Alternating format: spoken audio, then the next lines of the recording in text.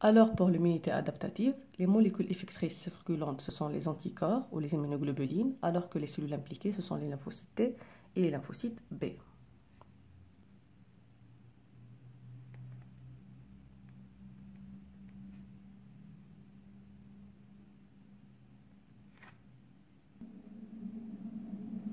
Alors, pour l'immunité adaptative, les molécules effectrices circulantes, ce sont les anticorps ou les immunoglobulines, alors que les cellules impliquées, ce sont les lymphocytes B et les lymphocytes T. Il faut savoir que l'immunité innée et l'immunité adaptative s'interagissent entre elles par différentes molécules. Par exemple, ici on va donner que des exemples. On va voir ça dans le cours d'interaction intercellulaire, ça veut dire dans le cours approprié. Ici, donc, il faut savoir, c'est des exemples seulement pour vous montrer que l'immunité innée et l'immunité adaptative, elles s'interagissent entre elles en continu. Par exemple, il faut savoir que les lymphocytes T auxiliaires ou les lymphocytes T helper, ils ont donc, par le biais d'un cytokine X, donc on ne va pas rentrer dans les détails ici, donc par une cytokine X, ils vont permettre d'amplifier l'activation des phagocytes, exactement les macrophages. Aussi, ces macrophages activés par les lymphocytes T helper, aussi de façon réciproque, ils vont participer aussi à l'activation des lymphocytes auxiliaires ou la helper. C'est mutuel. Un autre exemple, par exemple, les anticorps qui sont produits par les plasmocytes. Ils font partie de l'immunité adaptative, mais ils activent le système de complément qui fait partie de l'immunité innée. Ils provoquent le phénomène d'opsonisation par les cellules phagocytaires qui font partie de l'immunité innée. Maintenant, on va passer à la réponse immunitaire, exactement adaptative, humorale et cellulaire. C'est-à-dire, on va développer un peu c'est quoi humorale, c'est quoi cellulaire.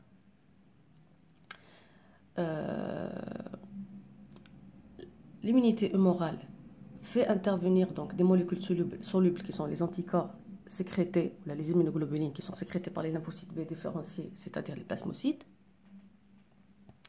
alors que l'immunité adaptative cellulaire, elle fait agir donc une sous-population de lymphocytes T. Ce n'est pas tous les lymphocytes T, mais une sous-population de lymphocytes T, qui est les lymphocytes T CD8 ou les lymphocytes T cytotoxiques. Et ici, on parle de l'immunité à médiation cellulaire.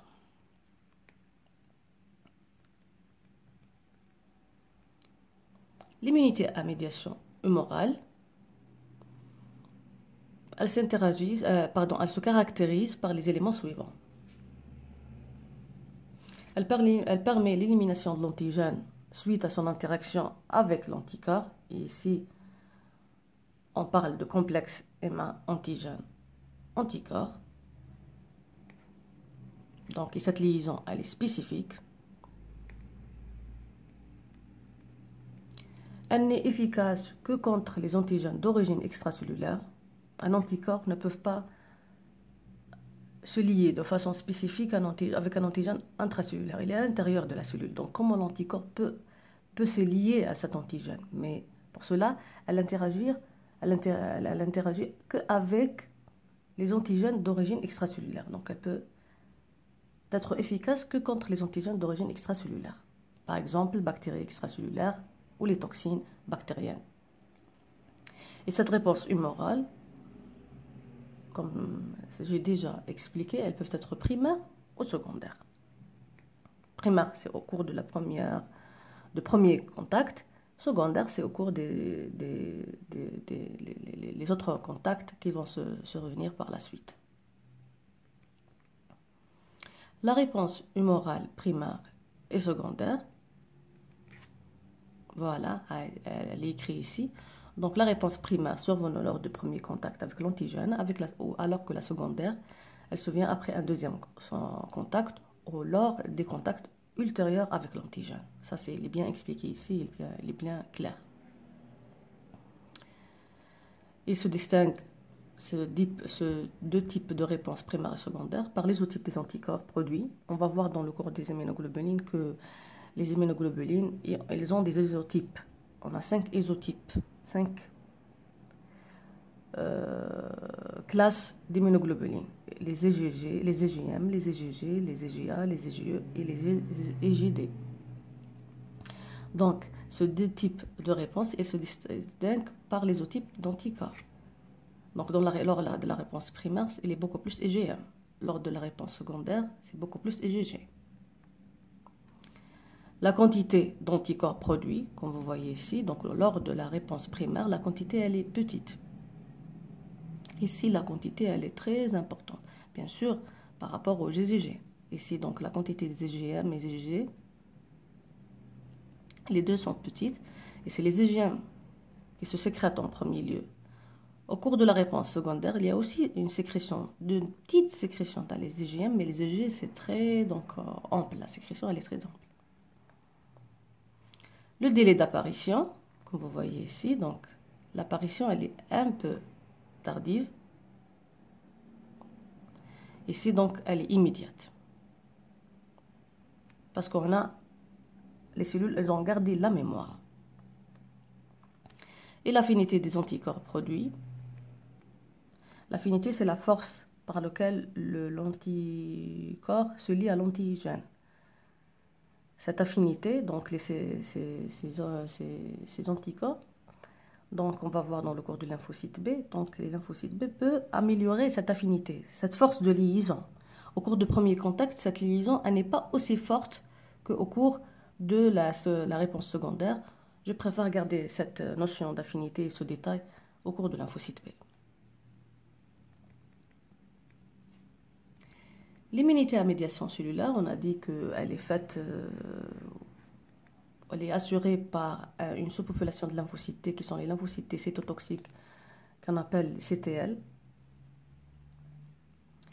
Elle est efficace contre les antigènes d'origine intracellulaire.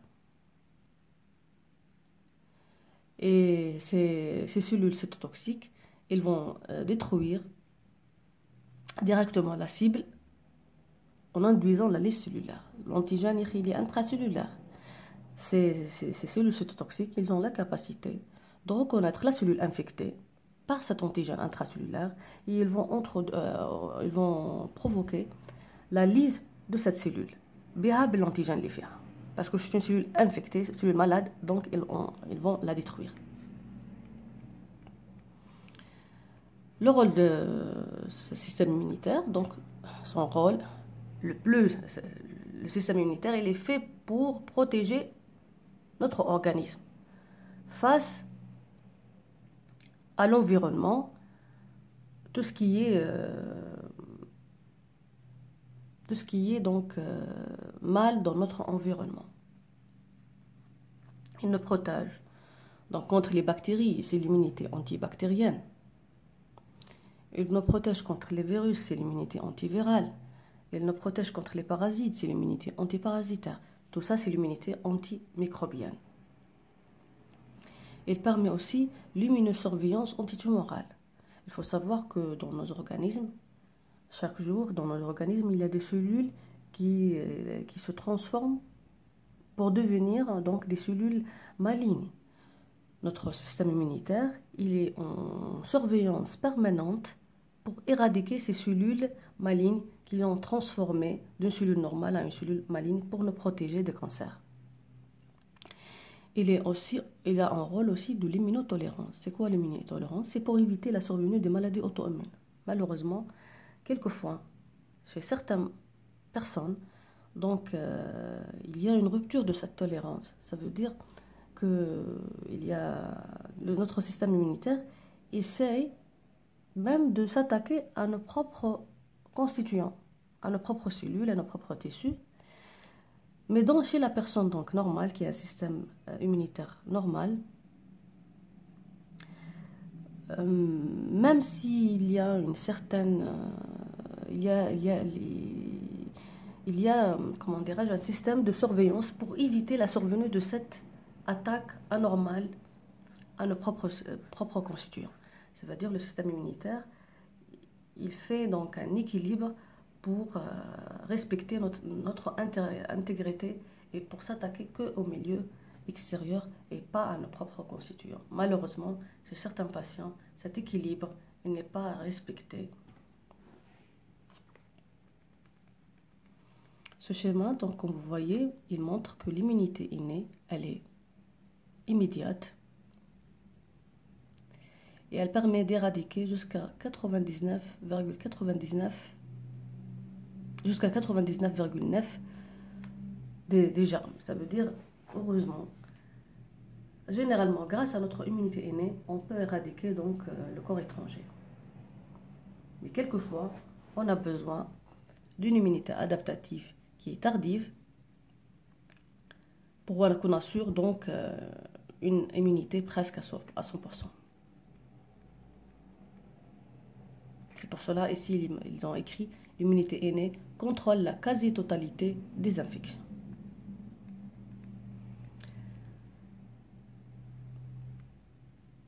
Malheureusement, cette réponse immunitaire physiologique peut quelquefois, malheureusement, subir des perturbations pathologiques. Comment? Quelquefois, on a des déficits qui affectent une partie quelconque du système immunitaire. Ça veut dire notre système immunitaire il devient déficitaire. Il n'agit pas comme il faut suite à un problème quelconque. Par exemple, il y a les déficits immunitaires congénitaux. Ça veut dire que le bébé naît avec ce déficit. Il est primitif. Il est né avec ce déficit. Par exemple, un enfant qui naît avec l'absence des lymphocytes T, ou là avec l'absence des lymphocytes B, ou là avec des lymphocytes B qui ne peuvent pas produire les IgG, les autres classes. Ils peuvent produire que les IgM, mais ne peuvent pas produire les IgG, les IgE, les IgA, les IgD, etc. On va voir ça dans le cours de déficit immunitaire. Mais l'essentiel, le mot déficit, ça veut dire un manque. Quelque chose qui manque.